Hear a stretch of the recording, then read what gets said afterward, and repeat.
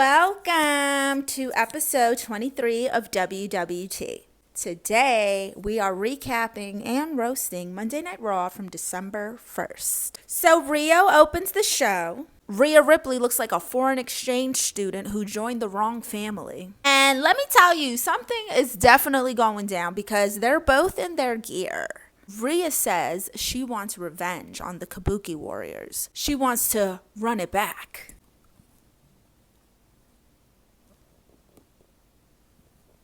Cue Charlotte and Alexa. They come out looking exactly like a Dance Moms duo. Charlotte's the controlling mom. Alexa Bliss is the 12-year-old who peaked at regionals. And they're like, we're the former tag team champions. And you can get your rematch after us. Rhea says, respectfully, you haven't beat the Kabuki Warriors. So it's time to get in the back of the line. So then Charlexa challenged Rhiyo, saying, let's fight, and whoever wins, they can go for the Kabuki Warriors. And so the match is set for tonight, honey, tonight. Our first match is Jey Uso versus LNIKS. Y'all, if you didn't see War Games, just go look up Jey Uso and War Games. This man, in the middle of War Games, people are legit getting their ass beat, bleeding, injured. He has them run the music back, climbs the top of the cage, and then starts yeeting at the top of the cage. It's so funny because then you see Brock Lesnar's music hit and he's like, it's literally like a cartoon. So anyway, here comes Jey Uso somewhere in the freaking arena, looking like one of MC Hammer's backup dancers. Here comes LNIKS with that Tupac-ass music, looking like a guy who gets out of his car at a red light to fight you because you made eye contact. I'm pretty sure LNIKS started with his finisher. That's not strategy. That's hungry single dad energy. And then LNIKS hits Uso with all the yas. Yeah. Jey Uso hits a dive. Knight hits him with a yeah combo. Somehow they end up slapboxing each other on top of the ring post like hood kids on a jungle gym. It's yeet for yeah. LNIKS slams Jey Uso like a throw rug he found at the thrift store. And y'all, they're kicking ass, okay? There's a lot going on. Uso hits a super kick, spear, a splash, but LNIKS kicks out like, nah, I got bills, and takes the win.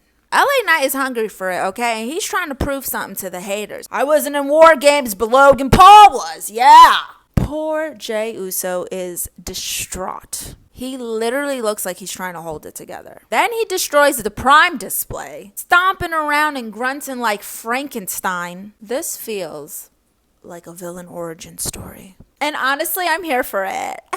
Backstage, we see Asuka looking like an angry hairstylist. She's blaming Bayley and Lyra Valkyria for the Kabuki Warriors and the rest of the team losing War Games because they didn't want to join. Okay, Asuka. So next up, we get the entire Judgment Day. The first thing out of Dom's mouth is, you're in the presence of a legend. Looking like Mexican Sonny Bono. He says that him beating John Cena makes him the greatest Mysterio of all time, the greatest luchador of all time, and the greatest intercontinental champ of all time. You know Rey Mysterio's backstage somewhere clutching his rosary. He thanks the Judgment Day and Liv Morgan, and here comes Liv Morgan looking like a sluttier Alexa Bliss. She's like, you didn't see me coming, and neither did John Cena.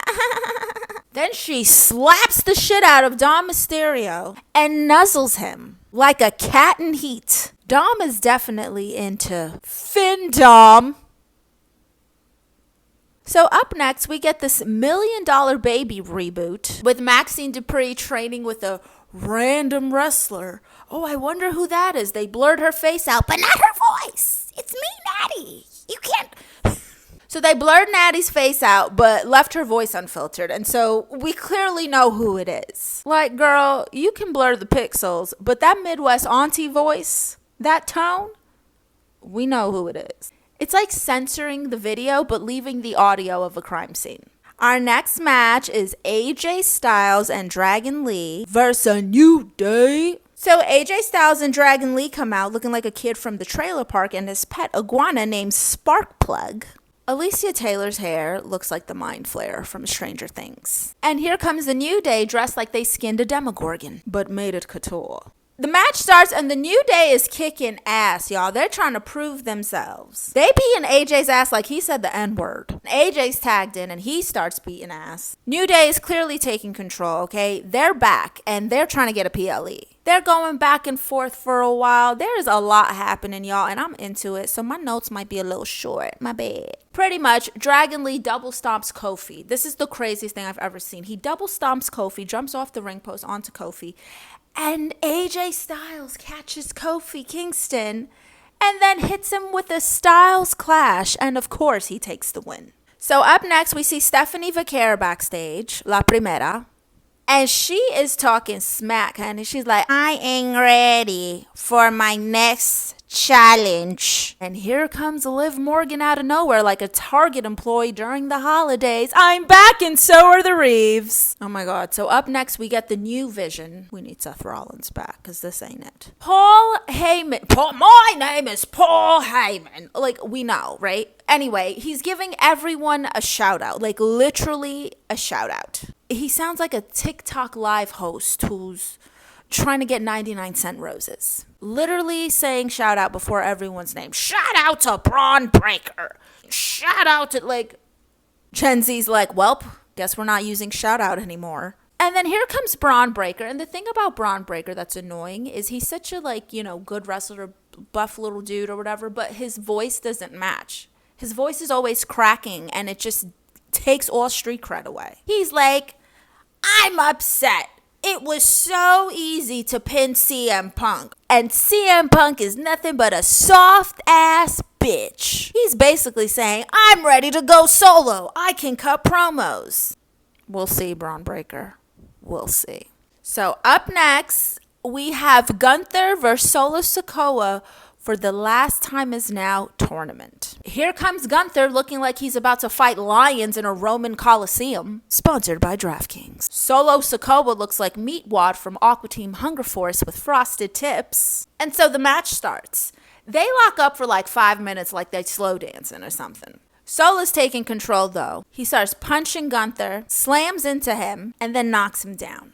But here comes Gunther in his size 48 boot to the face. He starts chopping Solo like chicken cutlets, honey, like stale chicken. But Solo slams Gunther again. This is a good fight. Honestly, Solo Sikoa is a good opponent for Gunther. So then Gunther attempts to suplex Solo, but Solo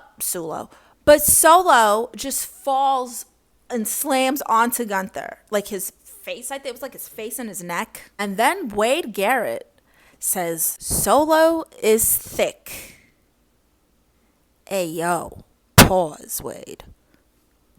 Pause. They go chop for chop, chopper style, chop, chop, chopper style. Okay, they chopping onions, honey. They chopping everything. So Solo hits the Rikishi booty slam move, a spiritual move passed down like family trauma. And honestly, I'm just wondering, how many times have wrestlers gotten pink eye from this move? There's bodies everywhere! A lot is happening, y'all. Meanwhile, we see Talla Tonga ringside, looking like he's about to do a side mission on Pulp Fiction. Here comes Gunther with the chops, okay? He keeps chopping Solo like Fruit Ninja. Solo picks it up, hits Gunther with a splash. Somehow, Gunther lives. Then Talla Tonga jumps Gunther ringside. But Gunther kicks Solo, cracks the Samoan spike like a glow stick, and takes the win. And then here comes LA Knight. He's like, see you Friday. Yeah. Make sure to eat your Wheaties. Yeah. Attention WWE fans. Your closet called and it's tired. It said, please buy something from WWE using Stephanie's link. Upgrade your fan wardrobe with some of your favorite wrestlers' gear. Did you know you could even get like they sell like the Dom Mysterio vest, the Rhea Ripley vest. They got belts. I got my little what are these? The pops. Get the pops. All that stuff. Limited edition Mattel action figures, and you can save using my link and the code in the description. Here comes another WrestleMania promo. This time it's for the girls. So I was hopeful. I was like, oh my God, yay, finally. First of all, Becky Lynch is the only one speaking. Of course she is. I want a skinny margarita and I want it spicy. My hot husband said I deserve a spicy skinny margarita because I've been working so hard. Like, I'm sorry, but this is giving more Real Housewives of Dublin than WrestleMania. I'm just over the basic promos for the most iconic wrestling event of the year. Where's the creative? WWE, I'm tired of telling y'all. Hire me for marketing ideas.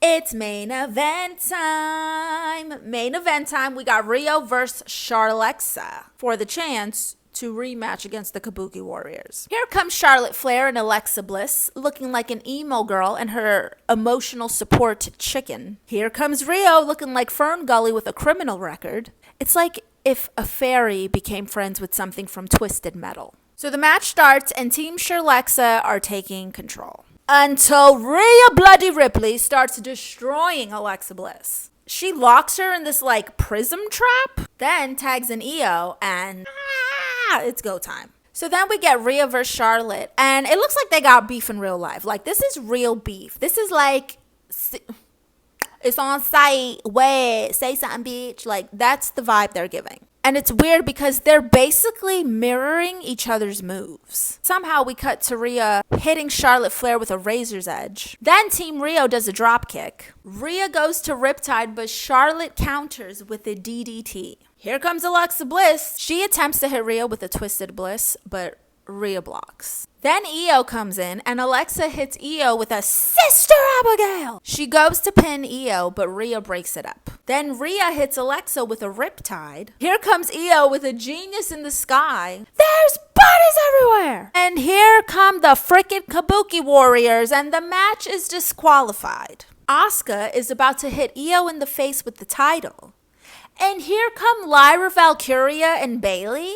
It's like a Spice Girls reunion. Then, here come the Judgment Day girls beating everybody's ass. And Raw ends like holidays with your family. Loud, violent, and nobody knows who started it. What did we learn? LA Knight will hit his finisher before his alarm clock even goes off. Jey Uso is one bad day away from becoming a supervillain. Gunther chops meat like he's cooking for the Great Depression. The Kabuki Warriors only travel by sneak attacks and chaos. And the Judgment Day girls fight like cousins at a baby shower. Thank you guys for watching WWT. If you want to get some WWE merch, check out the link in the description with a code to save.